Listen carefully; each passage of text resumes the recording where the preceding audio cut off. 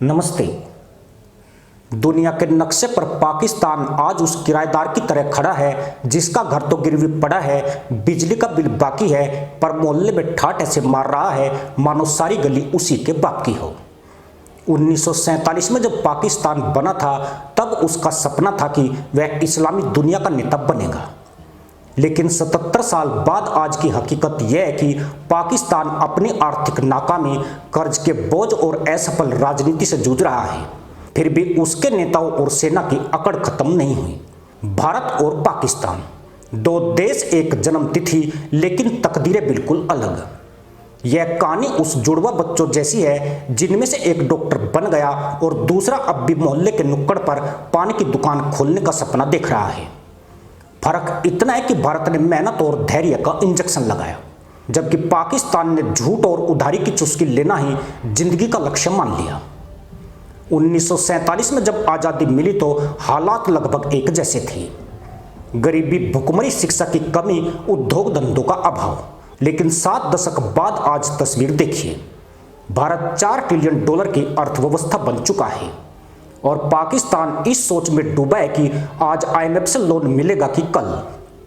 यह वही पाकिस्तान है जो अपने नागरिकों को यह दिलासा देता है कि बस अगला साल हमारा है। समस्या यह है कि यह अगला साल पिछले 50 साल से आने का नाम नहीं ले रहा है। भारत ने डिजिटल इंडिया और स्टार्टअप इंडिया की ट्रेन पकड़ी। UPI पेमेंट से लेकर चंद्रयान 3 तक सब में तिरंगा लहराया। वहीं पाकिस्तान अब भी इस बहस में उलझा है कि डॉलर 300 के पार जाएगा या 400 के।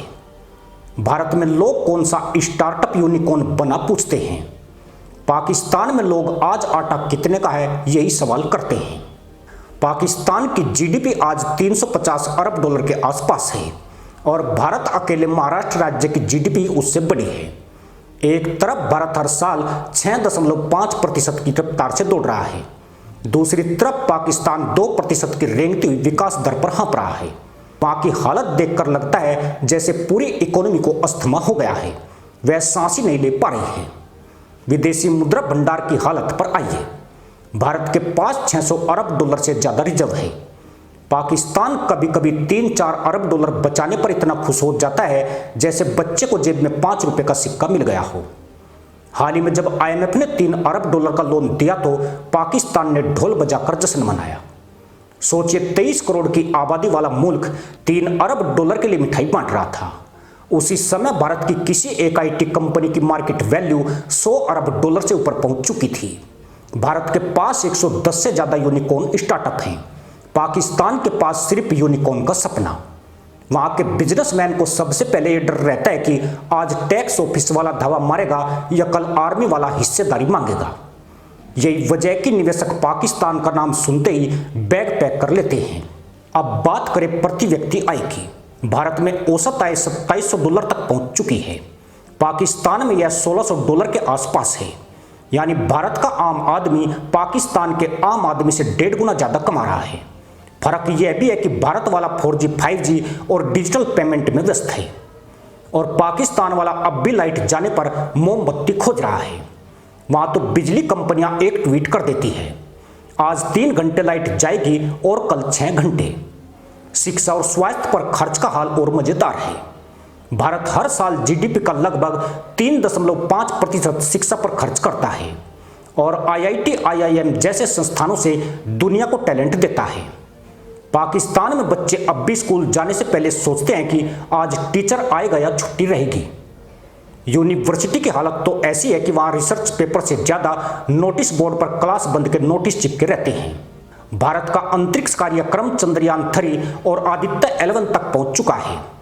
पाकिस्तान का अंतरिक्ष कार्यक्रम अब भी यही सोच रहा है कि चांद पर उतरेंगे या पहले बिजली लाएं। भारत मंगल पर पहुंच चुका है। पाकिस्तान अब भी आलू और टमाटर की कीमत पर धरना देता है। रक्षा की तुलना भी कम दिलचस्प नहीं है।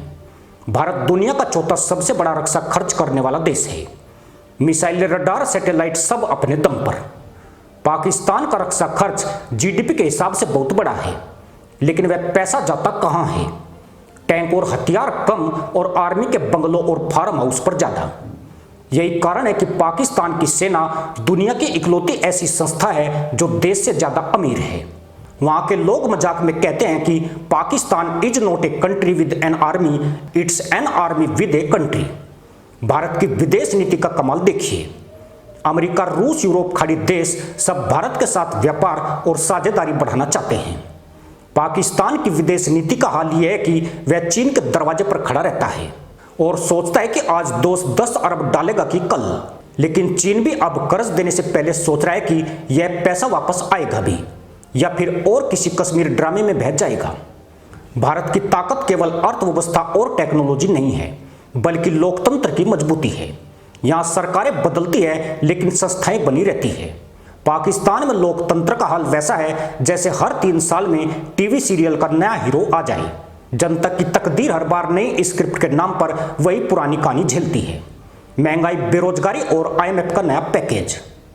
अब जरा सोचिए, पाकिस्तान की हालत इतनी खराब हो गई है कि वहां आटा, चीनी, बिजली और पेट्रोल की लाइनें लग जाती है और ये सब देखकर उनके नेता ऐलान करते हैं हम एक दिन अमीर मुल्क बनेंगे। ये वैसा ही है जैसे कोई रिक्शा वाला कहे कि बस अगले साल मेरी मर्सिडीज आ जाएगी। भारत में आज मेट्रो ट्रेनें दौड़ रही हैं, हाईवे नेटवर्क तेजी से फैल रहा है, स्मार्टफोन सस्ता हो गया है और पाकिस्तान में जनता बस यही पूछ रही है कि आज गैस मिलेगी कि नहीं। महंगाई का हाल यह है कि वहाँ एक अंडा 40 रुपये का मिल रहा है और दूध 200 रुपये लीटर पहुँच चुका है। भारत में भी महंगाई है, लेकिन यहाँ कम से कम सरकार को पता है कि जनता नाराज हो सकती है। पाकिस्तान में जनता के पास गुस्से के अलावा कोई विकल्प नहीं है। भारत ने विज्ञान, तकनीक और उद्योग में कमाल किया है। TCS, इन्फोसिस, विप्रो जैसी कंपनियां दुनिया में सेवाएं देती है। पाकिस्तान में सबसे बड़ी इंडस्ट्री क्रिकेट बोर्ड है, वो भी तब तक जब तक मैच हो रहे हों। बाकी समय खिलाड़ी IPL में खेलने के सपने देखते हैं। आज भारत को दुनिया निवेश का सबसे बड़ा हॉट स्पॉट मान रही है। गूगल, माइक्रोसॉफ्ट, एप्पल जैसी कंपनियां यहां अरबों डॉलर लगा रही है। पाकिस्तान में विदेशी निवेश की हालत यह है कि अगर कोई कंपनी $50 मिलियन भी लगाने की बात करे तो वहां ब्रेकिंग न्यूज चला दी जाती है। पाकिस्तान में विदेशी निवेश का सैलाब। भारत ने कोरोना महामारी के समय दुनिया को वैक्सीन दी। पाकिस्तान वैक्सीन के लिए दान मांगता रहा। भारत ने 100 से ज्यादा देशों को दवा भेजी। पाकिस्तान अपने ही नागरिकों को समझाता रहा है कि वैक्सीन आएगी, थोड़ा सब्र करो। भारत की कहानी है बताती है कि अगर लोकतंत्र, योजनाबद्ध विकास और कड़ी मेहनत हो तो कोई भी देश ऊंचाइयों तक जा सकता है। पाकिस्तान की कहानी है बताती है कि अगर झूठे सपनों, कर्ज और अस्थिर राजनीति पर भरोसा किया जाए तो मुल्क सिर्फ मीम्स में ही जीवित रह जाता है। आज पाकिस्तान के नेता कहते हैं हम भारत को हर क्षेत्र में पीछे छोड़ देंगे। नतीजा यह है कि जिस भारत से वो तुलना करते हैं उसी से आटा, दाल और सब्जियां आयात करते हैं। जिनको हराने की बात करते हैं उन्हीं की फिल्मों, गानों और क्रिकेट लीग को चोरी छिपे देखते हैं। भारत और पाकिस्तान की तुलना दरअसल सिर्फ 2 देशों की तुलना नहीं है, बल्कि 2 सोच की तुलना है। भारत ने कठिनाइयों को चुनौतियों की तरह लिया और उनसे लड़ते हुए आगे बढ़ा। पाकिस्तान ने कठिनाइयों को बाने की तरह लिया और हर बार दूसरों को दोष देते देते अपनी जनता को भूख और महंगाई में छोड़ दिया। अब सवाल है कि भविष्य किसका होगा। भारत की अर्थव्यवस्था अगले दशक में जापान और जर्मनी को पीछे छोड़कर तीसरे स्थान पर पहुंचने की उम्मीद है।